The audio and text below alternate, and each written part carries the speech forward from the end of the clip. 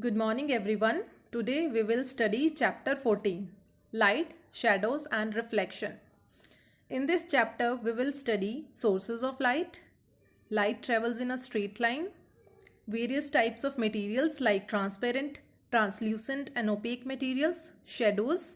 We will see how the shadows are formed and what are the characteristics of shadows.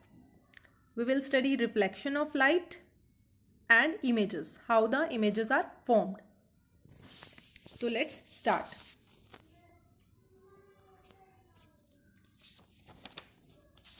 Light is very important in our life because light helps us to see the objects around us. For example, if in a room in the night time there is complete darkness, there is no light, then we cannot see the objects that are available in that room. But the moment we switch on the light, we can see the objects available in that room because of the presence of light. So light is very important. Light helps us to see the objects around us. Objects that give us light, they are called sources of light. In this image, there are many sources of light. Let's find out them.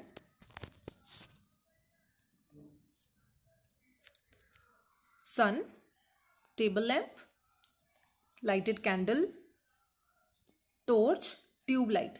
These are the some sources of light. Objects that give out light are called sources of light. Now we will study various sources of light. Do all light sources produce their own light? No, not always. It's not true. For example, sun emits its own light, but the moon does not emit its own light. Moon reflects the sunlight falling on it. So the objects that emit their own light, they are called luminous objects. Let's see some luminous objects. These are the examples of luminous objects. Sun, tube light, torch. These are the examples of luminous object. Luminous objects are the objects that emit their own light. And the objects that do not emit their own light, they are called non-luminous objects. For example, moon. Because it does not emit its own light, it reflects the sunlight that falls on it. Sources of light, they can be natural or artificial. Let's see. Here you can see, in this picture, you can see sun. Sun is a natural source of light. Sun, stars and insects like fireflies, these are the some examples of natural sources of light. Now we will see artificial sources of light. Artificial sources of light means these are the man-made sources of light. For example, torch, candle, table lamp, these are the examples of artificial sources of light. Light travels in a straight line. It is very important property of light. Light always travels in a straight line. And this property of light is called rectilinear propagation of light. That means light travels in a straight line. If you have seen a laser light is a single narrow path of light. Here you can see light travels with a very high speed. The speed of light is very high. In vacuum, the light travels with the speed 3 lakh kilometers per second. So the speed of light is very high.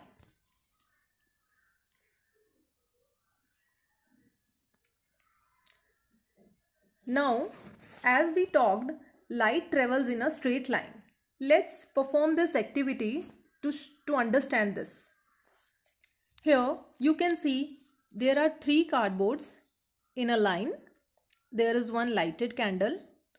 We have to make a hole in each of these cardboards. And the holes, they have to be made at the same height. In all the 3 cardboards, they should be at the same height. Now, put the candle in such a manner that height of flame of candle should be same as that of the holes of the cardboard. Now, look through the hole in the last cardboard. Will you be able to see the candle light? Yes, we will be able to see the candle light. Now move any one cardboard. Let's say the second cardboard, move it slightly towards left. Let's move the second cardboard slightly towards left. After this, will you be able to see the light from the hole in the third cardboard? No. When we will move the second one cardboard slightly towards left, we will not be able to see the light through the hole in the last cardboard, because now the path of light has been blocked by the second cardboard. Cardboard is a opaque object. The path of light has been blocked by the second cardboard, so we will not be able to see the candle light. This shows that light travels in a straight line. This activity shows that the light travels in a straight line.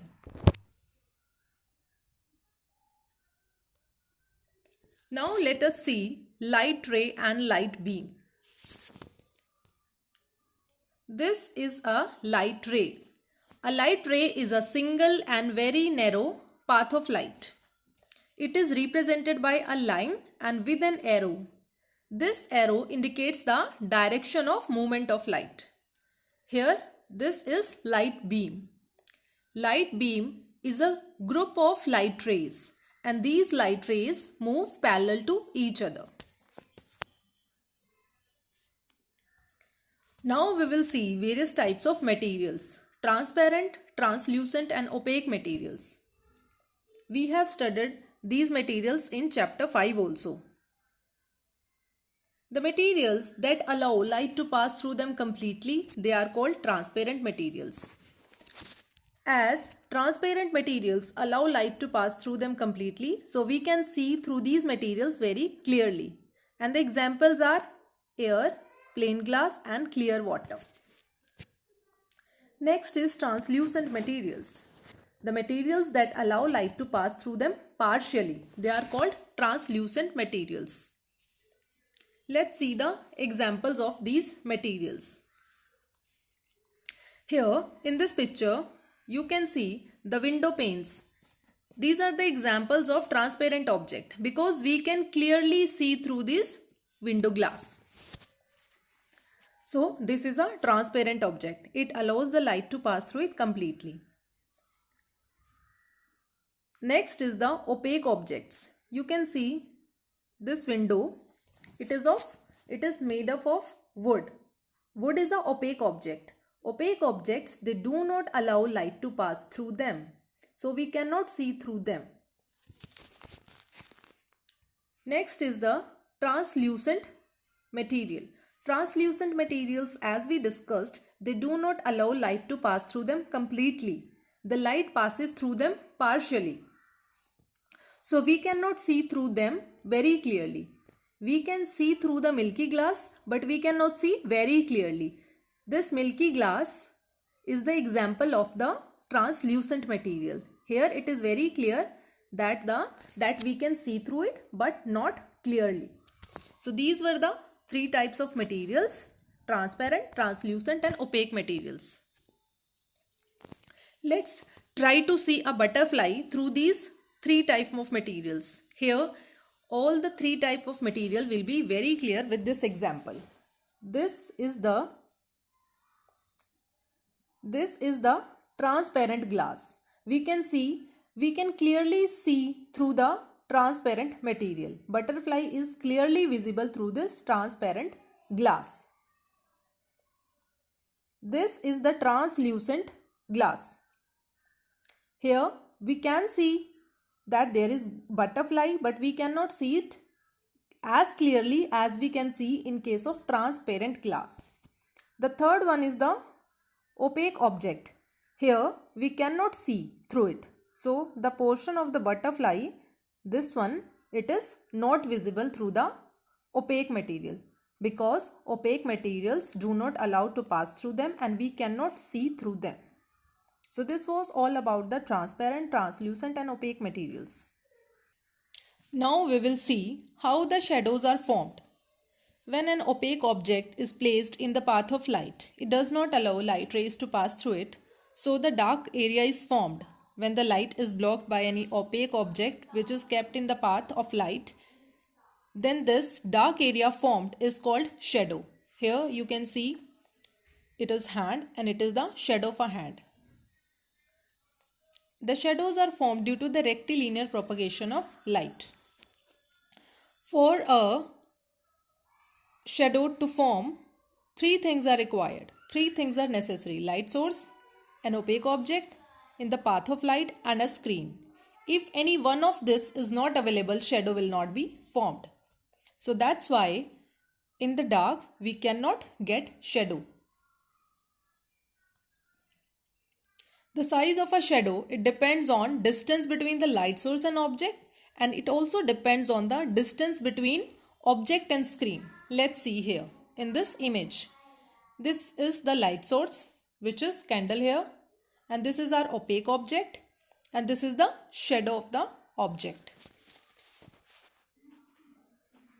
The size of the shadow, it depends on the distance between the light source and object, and it also depends on the distance between the object and the screen. So if I bring the object closer to the light source, the size of the shadow will be bigger. But if I bring the object closer to the screen, the size of the shadow will be small. And the shape of a shadow, it depends on the orientation of the object in the path of light. Orientation means the way in which object is kept. Let's understand it with the help of few examples. These are some shapes of shadows. Let's see. This is a bowl here, and it is the image of the, it is the shadow of the bowl, because light is falling from this direction. If light is falling from this direction, so the shadow will be like this. In case of the car, the light is falling from the top, that's why we are getting the shadow only in this bottom part. And in case of this cuboid box, light is falling from this direction. If the light is falling from this direction, that's why we are getting only shadow in this direction, because light is being blocked only this direction. If we talk about the grasshopper, on this grasshopper, light is falling from the top, because of which only the top part is blocking the light and we are getting the shadow at the bottom. And in case of this flower vase, the light is falling from this direction, so we are getting this shape of the shadow, and the shadow is in this direction. But if I change the direction of the light, let's say if the light is coming from this direction, then shadow will be obtained in this direction. It will be here. So this was all about the shapes of the shadows. As we can see here in this image, when the position of sun is this, we are getting the shadow like this. But if the position of the sun changes and the sun, earlier it was here and now it has come to this position. Now it is almost at the top of this iron rod. Now the shadow has become smaller, because now the iron rod is blocking less part of light, because here the sun is almost at the top of the iron rod and the shadow has become smaller. Now the next topic comes the reflection of light. Reflection of light basically means change in the direction of light or the bouncing back of light. When the light rays falls on an object or on a surface, a part of light is sent back, or we can say it bounces back. The phenomena by which the light rays falling on an object or on a surface, they are sent back completely or partially, is called a reflection of light. So the reflection of light is when the light ray fall on any object, then it bounces back. It gets reflected. Its direction gets changed. This is known as the reflection of light. and when these reflected rays fall on our eyes, thereby making the objects visible to us. That means when the light rays fall on any object, any non-luminous object, the light rays are reflected by those objects. When these reflected rays, they reach our eyes, then we are able to see the objects. This will be more clear with the examples. And the way the light is reflected by a surface, it also depends on the nature of the surface. Let's see. Here you can see when the light, it falls on a smooth surface, then the reflected rays, they are parallel to each other and they move in one particular direction. As you can see here, all the reflected rays, they are parallel and they are moving in one particular direction. But if the surface is not smooth, it is rough, it is irregular, then the light rays parallel to each other, after reflection they will go in the different directions and they will not be parallel.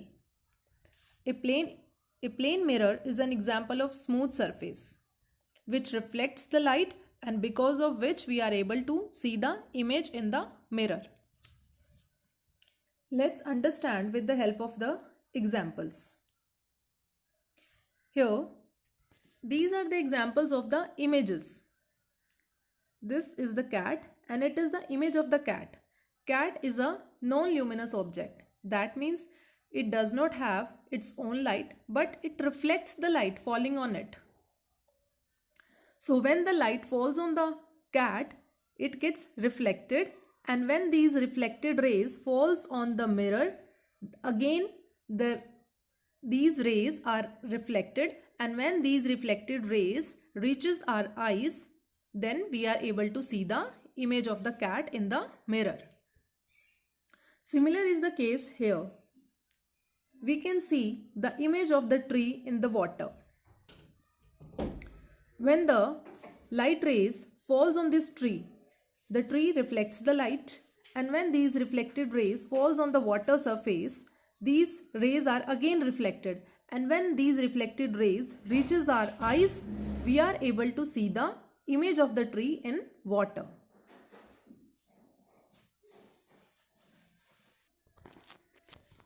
Now, after understanding how the images are formed, let's understand the difference between the shadow and the images. Shadow is usually very dark. Shadow has no color. But the image has the same color as that of the object. And a shadow does not give the details of an object. But an image, it gives the details of the object like color, structure of the object, etc. A shadow is formed by blocking of light by an object. A shadow is formed when an opaque object is placed in the path of light. But an image is formed due to reflection of light from an object. So these were some differences between the shadow and images. Now we will see the pinhole camera. A pinhole camera is a simple camera. It is a simple camera. It doesn't have any lens. It consists of a lightproof box. As you can see here, it has a small hole on one side and screen on the opposite side. Light rays from the object, they will pass through this small hole and will form the inverted image of the object on the screen. It will be more clear in the next slide. Now the question comes, why do we get an inverted image inside of an upright one in case of pinhole camera? Inverted image means upside down. Let's understand. The image in the pinhole camera is created due to the principle of rectilinear propagation of light. That means the light travels in a straight line. Each point on the surface of an illuminated object reflects light in all directions. Illuminated object means the non-luminous objects. They reflect light rays in all directions. This phenomena is known as scattering of light. This image is completely inverted. The top part of the object in the image is appearing as the bottom part, and the bottom part of the object here it is appearing as the top part of the image. So that's why it is the inverted image. And it is due to the rectilinear propagation of light, because when the light rays they are entering the hole, they are following the straight path, because of which the image is inverted. Now we have understood that in case of an pinhole camera we get the inverted image, and this is due to the principle of rectilinear propagation of light. Now the question comes, what happens if we increase the aperture size? Aperture size means this hole size. So if we increase the hole size, then more light will enter through it and we will get a bright image. But the image in this case, in case of big hole, it will be blurred due to the overlapping of the images. Let's understand it. For example, in a pinhole camera, there are two holes, 1 and 2. Then due to the two holes, we will see the two images of the object on the screen. Because of which, when these two images they will overlap each other, we will get a blur image. So when we say that the hole is bigger, the pinhole image will be blurred, because the bigger pinhole camera is equivalent to a large number of the small pinholes, and because each pinhole is producing one image, because of which there will be overlapping of the images and it will give us a blurred image. As you can see in this case, here we can see the overlapping of images, because of which we are getting the blurred image. So if the aperture size is increased, then we will get a bright image, but the image becomes blur due to the overlapping of the images, as we understood. The pinhole cameras, they are very useful. They provide safety to our eyes if we see the solar eclipse through the pinhole cameras, because using the pinhole camera, if we are watching the solar eclipse, then we are watching the solar eclipse indirectly. So it will provide safety to our eyes. So this was all about this chapter. Here the chapter is complete. Thank you.